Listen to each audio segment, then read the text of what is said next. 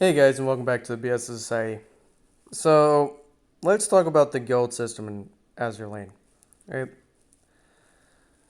So, you don't really need a guild at the beginning of the game because you can get access to some of its features.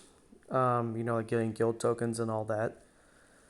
But getting into a guild would be advisable. Now, to make your own guild, it costs 300 gems. So, for a free to play player, if you want your own guild, uh, maybe make a bot account or something. So that way you can make a guild through the bot account and then add yourself. Right? So that way you can kind of conserve some of your free to play gems. Um, that would probably be a good idea.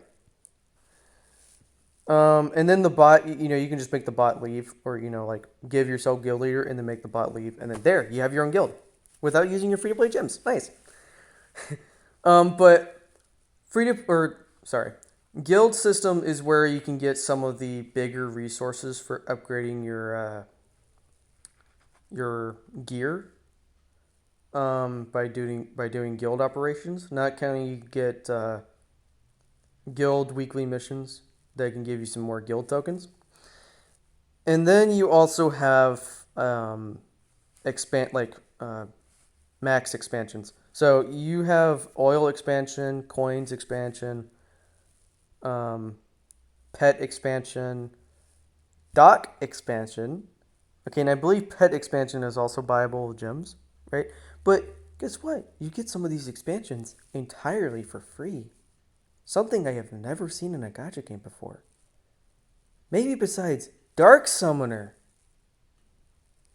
Okay, I said Dark Summoner is the worst gacha game I've ever played, except for inventory expansion.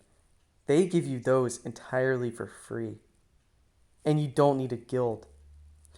But even so, getting inventory expansions entirely for free is awesome because that is less you have to spend as a free to play player. So, YoStar, I love you for that. Okay? Now, I believe the only expansion that you can't do either way is like a gear expansion, but I think the reason that is because whenever you put gear on a ship, it it isn't included in the gear inventory, which is also pretty nice. I love it when gacha games do that as well. Because, eventually in Honky and Genshin, you're going to run out of space and you can't expand your inventory. Why? Yeah. Um, so that's nice. And it's like this too. It's like, why was I thinking it was a dorm? Oh, no, no, no, no, wait. There is actually a dorm system. But, anyways, yeah, let's talk about the dorm system actually. Um, So the dorm system is where you increase your ship's morale. Kind of like how you increase your affection in Girls Front Line with the dorm. Now, the morale system is something I also don't really like in Azur Lane. For your frontline and backline ships, they lose more like two morale for every battle they do. Submarines lose none. All ships lose 10 morale whenever they get sunk in a sortie mission. And it's really weird to me because when your morale hits zero and you try to bring them into a fight, the game will warn you that your affection is going to start going down. I personally like Girls Front Line system where the infection doesn't go down until they get killed. Okay? And that would basically be the morale for Azur Lane. Just because it's a little easier to deal with, not counting that you can basically play all day. This morale system is kind of this. It kind of has the same feeling to me, like the fairy commands do, right? Because basically, if you don't oath your ships, which is another thing you can use gems on, you can use like 600 gems to get a ring, which is basically the same thing as oath certificates in Girls Front Line. When you oath a ship, I believe your morale over time increases to like, or not two, but increases by like another 20. So the initial morale regen is like plus 10. And then if they're in the first floor of the dorm, it's like plus 20. And if they're in the second floor, it's plus 30. Well, the ring gives you another plus 20. Okay. Now, I believe all ships have to be in the dorm for them to be able to go up to a maximum of 150. Other than that, they go up to 119. Being above morale 119 gives you bonus XP. So if you're looking to increase your ship's XP over the least amount of time, keep them over 119.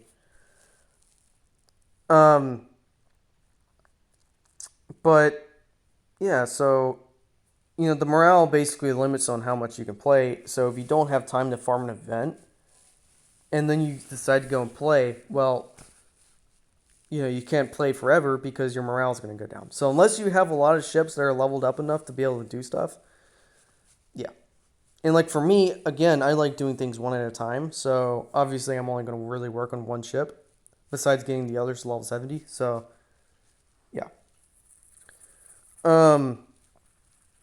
Now the other things in the dorm system is like having more happiness kind of helps as well, I think.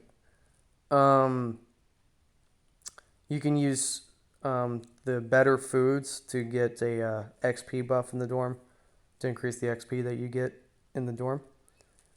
And all that's kind of nice as well.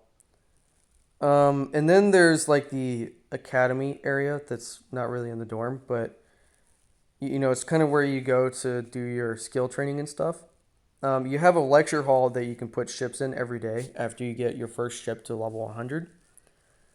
That level 100 ship will give you basically surplus XP that you can use in the lecture hall to level up ships that are under level 100 up to level 100, which is kind of nice, but keep in mind the morale also goes down there. I'm not sure what the time frame is for that because I haven't used it. Now, for ship XP, okay, I've kind of mentioned some of the areas you already get it at. You get it through normal battles, you get it through the dorm, you get it through the lecture halls. Another place you can get ship XP is doing exercises, which is basically your PvP battles, because Azur Lane is technically a PvP gacha game.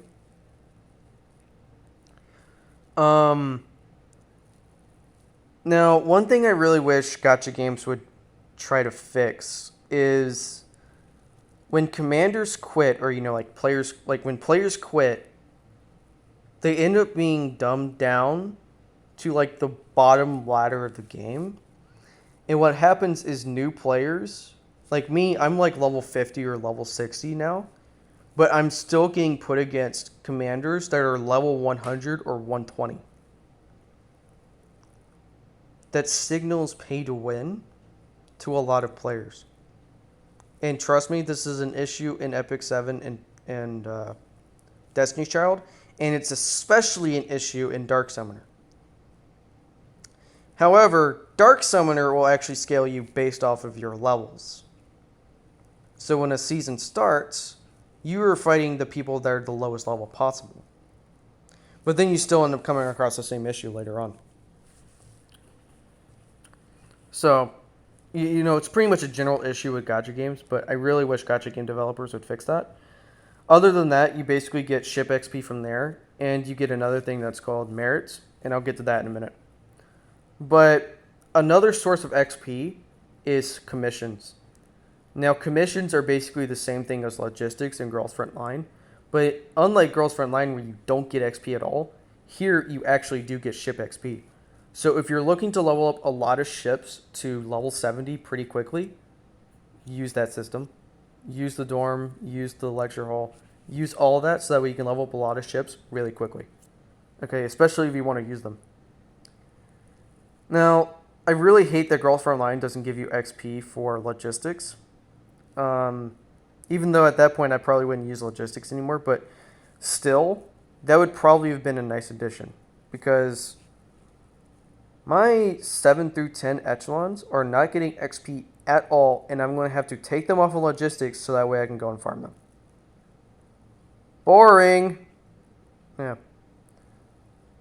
Having more sources for XP is very, very helpful.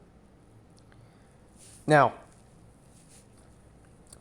there's also a daily raid where you can get a lot of your resources a little bit easier. But you can only do them a certain amount of times a day. And once you do them the first time, you can use a quick battle that basically does it automatically. It's basically just like 3 quick.